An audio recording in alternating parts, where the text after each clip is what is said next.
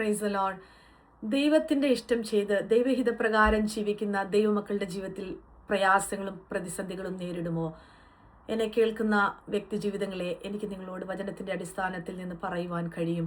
തീർച്ചയായിട്ടും ദൈവഹിതപ്രകാരം ആണ് നമ്മൾ ജീവിക്കുന്നതെങ്കിലും, ദൈവം പറയുന്ന പാതയിൽ കൂടിയാണ് നമ്മൾ സഞ്ചരിക്കുന്നതെങ്കിലും നമ്മളുടെ ജീവിതത്തിൽ പ്രയാസങ്ങളും പ്രതികൂലങ്ങളും പ്രതിസന്ധികളൊക്കെ ഉണ്ടാകും. എങ്കിൽ കർത്താവിനെ പൂർണ്ണമായി കർത്താവിൽ വിശ്വസിച്ച് ദൈവത്തെ മാത്രം ആശ്രയിച്ച് ദൈവത്തെ മാത്രം മുറുകെ പിടിച്ച് ജീവിക്കുകയാണോ നിങ്ങൾ, ഒരിക്കലും ആ പ്രതിസന്ധിയുടെ മുൻപിൽ, പ്രയാസങ്ങളുടെ മുൻപിൽ ദൈവം നിങ്ങളെ കൈവിടുകയില്ല.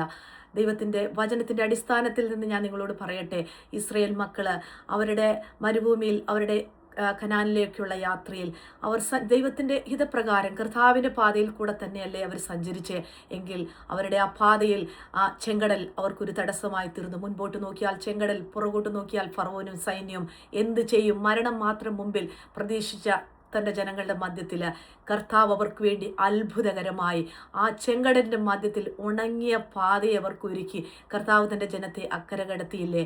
മരുഭൂമിയിൽ അവർ കർത്താവ് പറഞ്ഞ അതേ പാതയിൽ കൂടെ സഞ്ചരിച്ച് അവർ 3 ദിവസം മരുഭൂമിയിൽ വെള്ളമില്ലാതെ മാറായിൽ അലയേണ്ടതായിട്ട് വന്നില്ലേ. അവിടെയും മാറായെ മധുരമാക്കി കർത്താവ് അവർക്ക് വേണ്ടി അത്ഭുതങ്ങളെ ചെയ്തില്ലേ.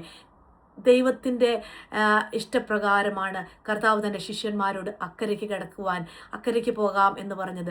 എങ്കിൽ ഒരുപക്ഷെ ശിഷ്യന്മാർ ചിന്തിച്ചിട്ടുണ്ടാവാം, കർത്താവ് പറഞ്ഞിട്ടല്ലേ പടകെടുത്ത് നമ്മൾ സഞ്ചരിക്കുന്നത്, യാത്ര വളരെ ശുഭകരമായിരിക്കുന്നു. എങ്കിൽ നിങ്ങൾ ചിന്തിച്ചിട്ടുണ്ടോ, ആ യാത്രയിൽ പ്രശ്നങ്ങളും പ്രയാസങ്ങളും ഓളകളും തിരമാലകൾ അടിച്ചു പടക് മുങ്ങുവാൻ തുടങ്ങി. എങ്കിൽ അവിടെ വെച്ച് കർത്താവ് അവരുടെ കരത്തിൽ പിടിച്ച് അവിടെ താങ്ങി നിർത്തി അവരെ സംരക്ഷിച്ചില്ലേ.